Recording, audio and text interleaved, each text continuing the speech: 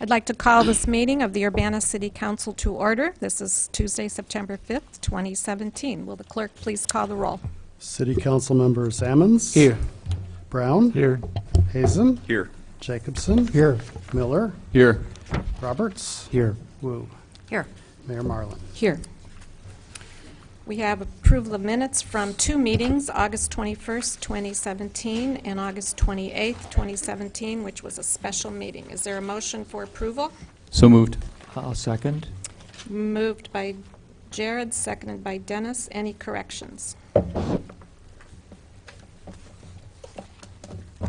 All those in favor, please say aye. Aye. All those opposed, same sign. That motion passes. Any additions to the agenda? Seeing none. Is there any public input? I don't have any cards tonight. Does anyone wish to address the City Council at this time? Okay. No unfinished business. Reports of standing committees. This would be the Committee of the Whole, and it was chaired by Mary Alice Wu. First up is Ordinance 2017-08-048. On the behalf of the Committee of the Whole, I move approval of ordinance number 2017-08048, an ordinance revising the annual budget ordinance for fiscal year 2017-18, budget amendment number 2. Second. It's moved by Mary Alice, seconded by Aaron. Or any discussion? Okay. Will the clerk please call the roll? City Council members Ammons. Yes. Brown. Yes. Hazen. Yes. Jacobson. Yes. Miller. Yes. Roberts. Yes. Wu. Yes. Mayor Marlin. Yes, that motion passes. Mary Alice?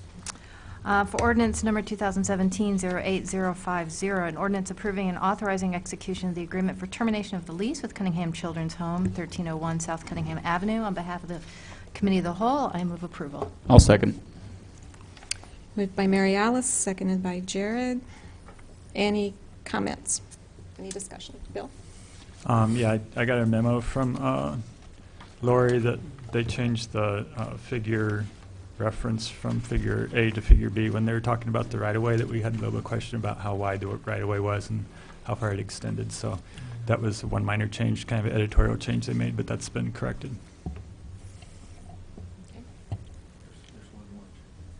One more change? I must have said it.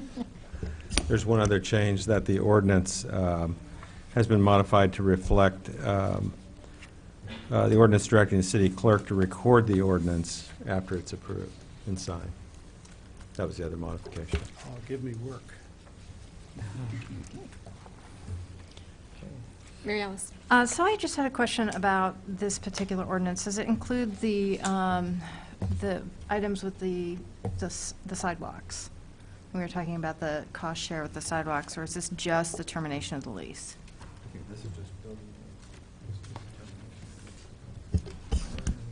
I believe this is just for the termination of the lease itself.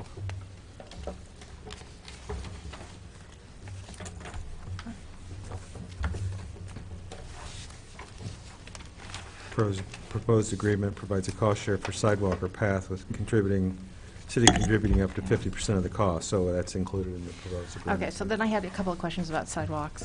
That's okay. Sidewalks will be for Bill, I think.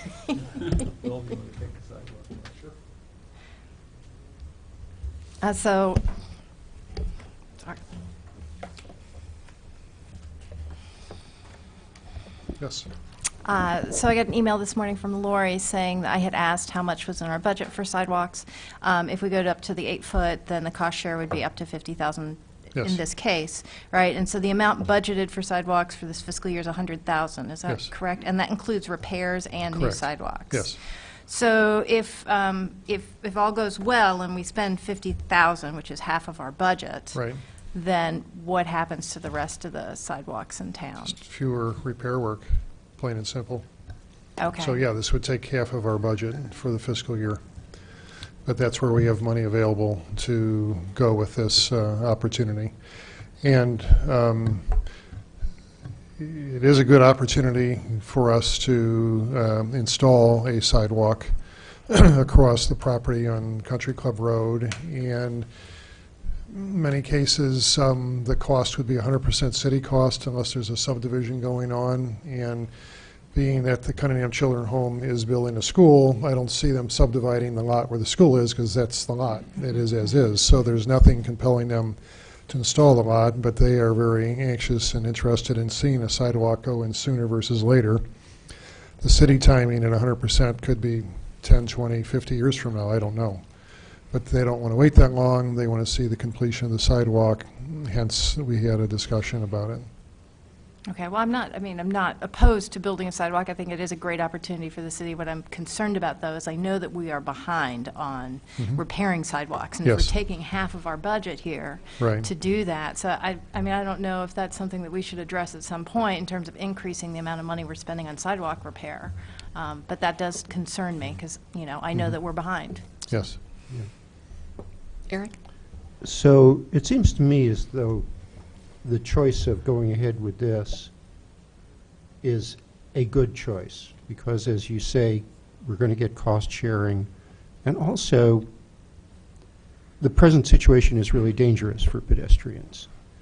Now, unrepaired sidewalks anywhere are dangerous for pedestrians, but this actually puts pedestrians in the line of traffic that in a pretty dangerous way. So I understand, your concerns about that, but I think if weighing the relative costs and risks of different courses of action, I think I'm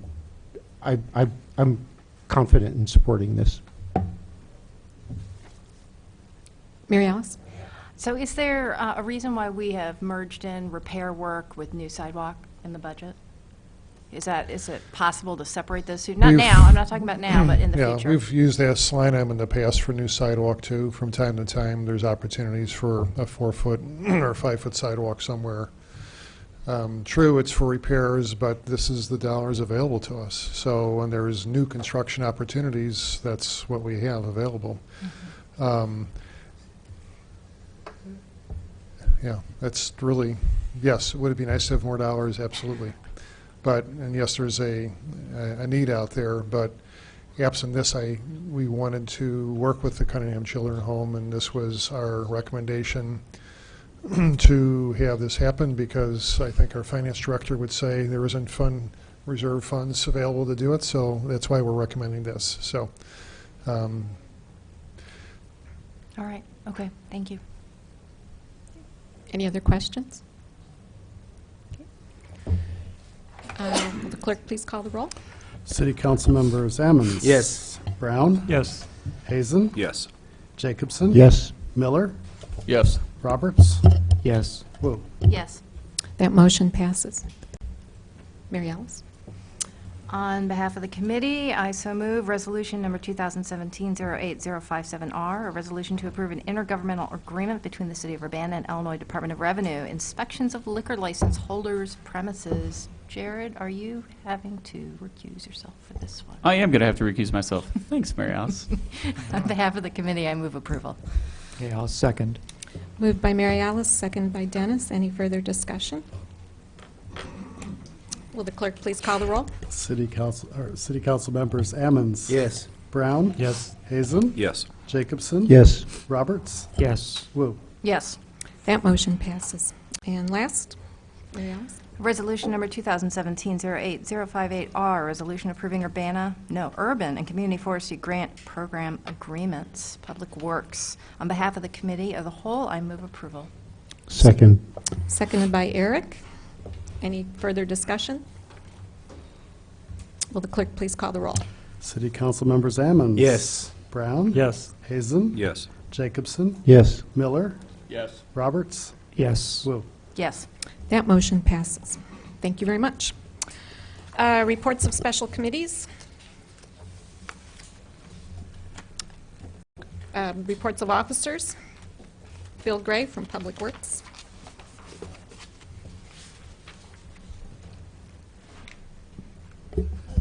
thank you. There's 6 items I'd like to update you on, and hopefully many of these you're aware of already. But first of all, Thursday morning, September 7th, between 7:30 and 9:30, there is an informative breakfast regarding age-friendly Champaign-Urbana that will take place at the President's Hospital, President's Covenant Auditorium over on Park Street in Urbana. So if you have an interest in age-friendly Champaign-Urbana, you're invited to attend this informative breakfast Thursday, 7:30 to 9:30. Number 2, Kickapoo Rail Trail Connectivity Study. Again, it's on Thursday, September 7th. It's a public workshop. It's from 4:30 to 6:30 at the Champaign County Highway Department, which is over on East Main Street near Nerman. And this will be an opportunity to talk about ideas and ways of how we can improve the connectivity within Urbana itself to the new trail that's been opened up. And there's a variety of ideas and thoughts, but public ideas and help is welcome. So again, that's Thursday, 4:30 to 6:30 at the County Highway Department. Immediately after that meeting, there will be a Kickapoo Rail Trail celebration and ride at Weaver Park, so just a couple thousand feet or so to the east at Weaver Park. And there will be a ceremonial ribbon cutting. The mayor and others will say a few words. The gathering begins about 6:45, and remarks will be at 7 o'clock. So that's, again, this coming Thursday, 6:45, remarks at 7 o'clock. And then if you have your bike or want to walk, it will be followed by a casual ride on the Kickapoo Rail Trail, kind of a sunset ride, if you will. Next is a ribbon cutting for the Bradley Avenue bike lanes and project that was recently completed. And that is going to be held on Friday at 2 o'clock. It will be held in front of the Leak & Sons Funeral Home. Although the funeral home isn't open, we have permission to use their parking lot and be out front. They're on Bradley Avenue. Again, this is west of Lincoln Avenue, near Goodwin Avenue. It's on Friday. At 2 o'clock, we're going to have a little ceremonial ribbon cutting for the Bradley Avenue bike lanes project. Next, we have a Curtis Road corridor study. Public meeting that's coming up on Thursday, September 21st. This will be the 4th in a series of public meetings on the Curtis Road corridor study.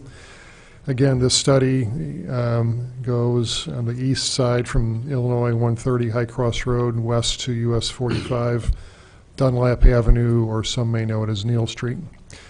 The public meeting will be held on the 21st, Thursday, from 6 to 7:30 at the Church of Christ on Philo Road in Urbana. And again, you'll be able to provide input and learn more about that study. We're also going to have CUOT staff provide counsel, and invited would be other commissions like Plan Commission and Bike Ped Advisory Commission to hear a presentation by them. And I believe it's next Monday, this coming Monday, I'm pretty sure. It's a presentation. So you'll hear from them that presentation. But this corridor road study is, again, Thursday, September 21st. Which, incidentally, starting today, there is a 30-day public comment period for Curtis Road for the corridor study. So you can go to the RPC website to learn more about it. And if you want a hard copy of the draft study, the closest location would be the Urbana Free Library. Of course, at the Regional Planning Commission office, they have a paper copy. Our access is what's online. So I think that's it. Dennis? Yeah. So Bill, I attended some of the earlier public input sessions for the corridor. Will the meeting be a summation of information that's been accumulated so far? Will there be some new information, or will we be, again, just accepting and seeking just general public input? The meeting will talk about the summation of the various inputs and analyses and what is the recommended corridor study plan, and then it will break up the recommendations into periods of time, like 0 to 5 years, such and such, 5 to 10 or 15 years, such and such, 10 to 20 years, such and such, and they will get into the details of what would be the recommended improvements. And just to maybe whet your appetite, the first improvements would be more in the Savoy side between Dunlap and First, for example. But anyway, there's discussions of what the recommended improvements are based on all this input, looking at all the alternatives and such, and they'll get into details of the rankings of the alternatives and scoring, if you will, if you want to really get into the details. And has the concept of a roundabout ever occurred during the corridor itself? Yes, they've definitely been discussed and recommended, but I won't tell you any more All the about secrets that. remain undercover until You'll the find out moment. at this meeting. Thank you so Or much. you can go online and see the recommendations. Thank you. Bill? Yeah, I know there's been a couple of changes on road closings and openings in traffic direction for the MCOR project on Green Street. Oh, yeah. Before, like last week, before it happened, there was a lot of backing up on Springfield where the crosswalk is, and during certain periods, the students weren't allowing any traffic to get through, so traffic would back up, and we had a suggestion that maybe there ought to be a traffic officer there to at least halt students now and then. So I don't know if you'd had that discussion or if things have improved since the road changes have been made. So could you comment on I that? was there at lunch hour today, driving around, and it was a crawl, and that might be fast. It's a tough situation, it really is, especially when class changes and what have you. If you're wanting to get across town, and all you had to do is go up to University Avenue or Florida Kirby, and it's clear, wide open, you can go. But for whatever reasons, and if your destination is right on campus, I'm sorry, it's a crawl. And you throw in the buses that are being rerouted, up Goodwin, Springfield, Wright Street, it is really difficult, and it will continue to be that way for a while. But yes, technically, Green is open between Matthew and Wright now. There's still work in that particular corridor that still is needed, but at least the roadway is open. And then Matthews is now back to the one-way arrangement that it had been prior to construction. So south of Green is one-way southbound, north of Green is one-way northbound. But it's slow. Quite frankly, I'm not so sure an officer would help a whole lot. It's just, it's lots of cars, lots of bicyclists, lots of people, and it's all stuffed on a two-lane roadway. It's difficult. Eric? So I wonder if there's a more effective way to get the word out than we have so far, that people just ought to go up to University if they want to get across town. I don't know what it's been like for the last week, because I have avoided it for the last week. And except once I forgot, and then I regretted it. Yeah. Yeah, we'll try to implement that in updates, future updates. It's not a bad suggestion. Aaron? The ribbon cutting for Bradley Avenue bike lanes. Yes. Is it possible at all to, or is it already set in stone as far as the time? It's a little difficult for me to be there at 2, because I don't get off work until 2:30. Okay. We can talk about that. I'm just asking. I don't know. The mayor and I and our communication coordinator will get together and see what we can do. I would appreciate it. Thank you very much. And I was approached after church Sunday. I was actually hemmed up, I should say, and Ms. Harris and some other folks wanted to know, or they wanted to express the growing concerns about the increasing deterioration of Romine from Bradley to Beslin, and they were wondering if there was anything in the hopper for this street, considering it's a bus route. I would have to let you know. Okay, thank you. Thank you. To this long list of activities, I would add that Saturday, Midwest Living Magazine will be here in town to celebrate Champaign-Urbana's designation as the best Midwest food town. And the big celebration will be at the Urbana Farmers Market between 9 and 11 on Saturday. At 9:45, Mayor Finan and I will read a proclamation, and in that 2-hour period, there will be a whole lot of activities and actually a few surprises in store. So if you're inclined, and I hope people are, to get to the farmers market, do it between that time, and it's going to be a great celebration. And then it'll continue throughout the day, and then there's a pre-event on Friday. But the main event that they'll be filming and writing about is Saturday morning at the farmers market, and it'll feature Market at the Square. So hope to see you all there. Between 9 and 11 on Saturday, September 9th. Okay. Any other announcements? September is a very busy month. There'll be a bunch more next week, actually. Okay, we'll move on to new business. We have resolution number 2017-09-06R. This is a resolution authorizing ratification of a collective bargaining agreement with Local 1147 of the International Association of Firefighters for the term July 1st, 2017 through June 30th, 2020. Before we get started, I just want to recognize the very hard work of the bargaining teams for both the city and the firefighters.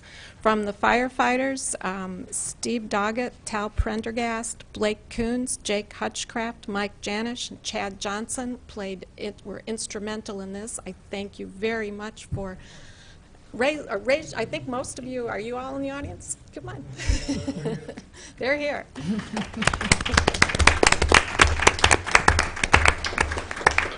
This team came prepared. They did their homework, and this was a very productive and efficient bargaining session.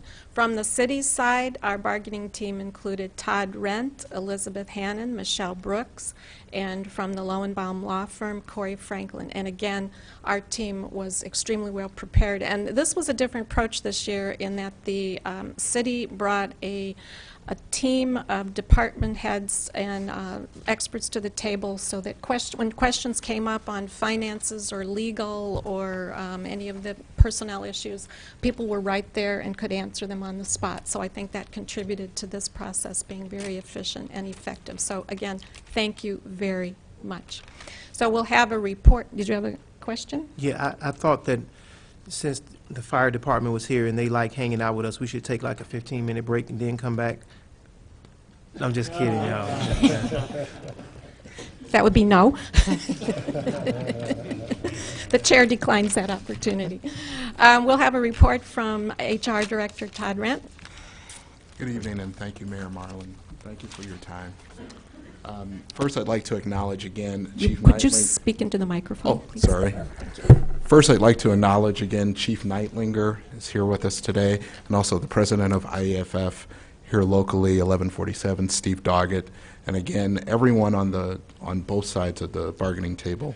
Everyone played an instrumental role in achieving what I think is a highly collaborative agreement that is very practical and pragmatic and really looks forward to sort of setting us on the type of financial foundation that we will need as a city going forward, while also showing that we value our employees and we value the work that they do. At this point, I guess we have provided a memo to you. We could certainly go over the memo in detail. If not, I would be happy to answer any questions regarding the agreement, or at least to work between the three of us to answer any questions that you may have. What's your pleasure? Are there any questions?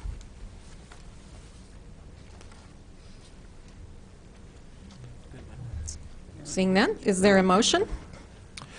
I'd like to move approval of, where did it go? Resolution number 2017-09-060R. I'll second. Moved by Aaron, seconded by Jared. Any further discussion, comments? Will the clerk please call the roll? City Council members Ammons. Yes. Brown. Yes. Hazen. Yes. Jacobson. Yes. Miller. Yes. Roberts. Yes. Wu. Yes. I don't get to vote on this? I don't believe so. You just get to live with it. You get to sign the ordinance. Okay. I just have one request. I believe that went a little faster than I anticipated. I'll just be honest. I thought we were going to have a chance to have Steve Doggett with the IFF say a couple of words. Is that okay with everyone? Absolutely. I understand Sure. it's a bit unusual. Thank you. I apologize. No, that's fine. I'll keep it very brief. First and foremost, thank you very much for the consideration to move forward with this. And I, along with you, have to acknowledge the group of people that stand behind me because this would not have been possible without the team that we have put together, along with the city's team as well. But I also have to acknowledge 52 members on this department because they are a phenomenal group of people, and we couldn't do it without the support of them as well. So I think it's extremely important to acknowledge them as well and their work and their confidence in us to meet with the city. And one of the things that I did bring forward when we first met, I believe it was April 11th was our first meeting, and I expressed to Todd and Corey and the remainder of the group that it was very important for us to get done as quickly or at least as close to July 1st as we could because that was our expiration date. And with contracts in the past, we haven't quite met that timeline. So I just want to pass along the appreciation to the council that this group of people, both for labor and management, was phenomenal to work with. We finished in 9 meetings, and that's just not typical. We put in approximately 60 hours at the table, and the work was productive because of the people that were at the table and because of the group of people that sit behind me and have done their research and were able to communicate with valid numbers, with valid reasoning. The last thing I do want to point out, too, is that we had the opportunity to identify some things within the department that are helpful for us for the future. So we pointed out a couple of the economic and the non-economic things, and we were able to be a little bit creative moving forward, identifying some of our needs, some of the things that we need to be successful going forward. So hopefully we are motivated to work with the city and follow some of the goals through the financial hardships to get to that bigger picture at the end, and we're very excited to see what comes, but we hope that we can continue to keep this dynamic as we move forward.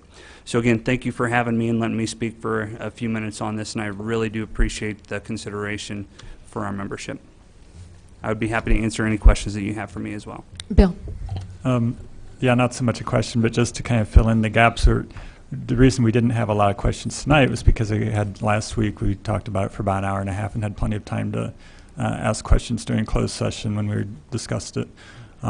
So we saw the big binder of things that you guys considered, and we really appreciate all the work you've done on it.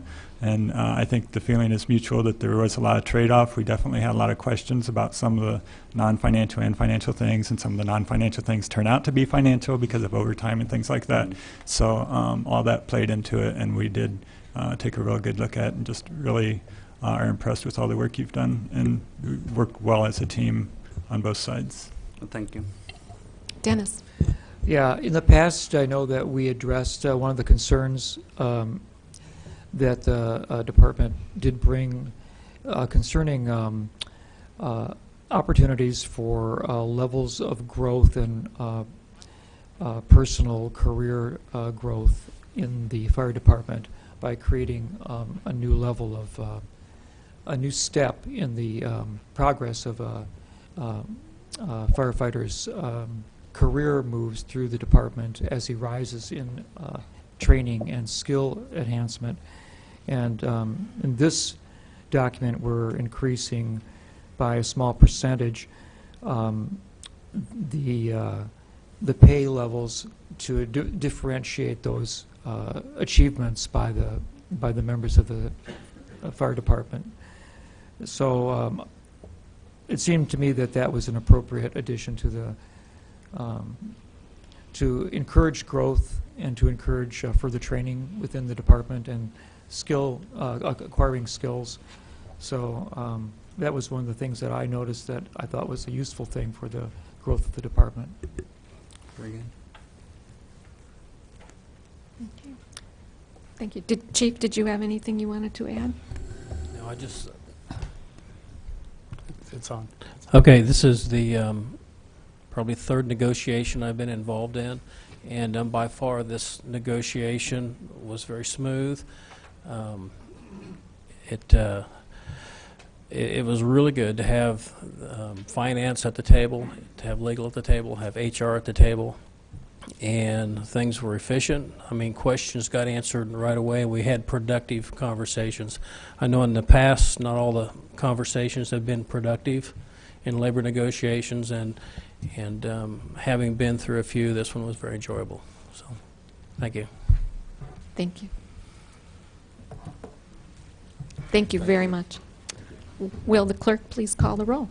We already did. We did. That's right, we did. That motion passes. I'm so excited, I just forgot. All right, with no further business before the council. We have a closed session. Oh, darn, all right. Last item on the agenda is we will go into closed session to discuss minutes of the closed sessions pursuant to 5 ILCS 120/2C21. Is there a motion? So moved. I'll second. Moved by Jared, seconded by Mary Alice. All those in favor? No. Roll Oh, we call. need a roll call? Yes. Okay. City Council Members Ammons. No, I'm sorry, yes. Brown. Yes. Hazen. Yes. Jacobson. Yes, I guess. Miller. If we gotta, yes. We gotta. Roberts. Yes. Woo. Yep. We'll make it quick. Let's maintain professionalism. And there will be no further business after we come out of closed session. All right, we'll have a motion to come out of closed session. I make a motion that we come out I'll of closed session. second that motion. Moved by Dennis, seconded by Jared. Will the clerk please call the roll? Council Members Ammons. Here. Brown. Yes. Hazen. Yes. Jacobson. Here. Miller. Yes. Roberts. Yes. Woo. Yep. That motion passes. With no further business being before the council, this meeting is adjourned.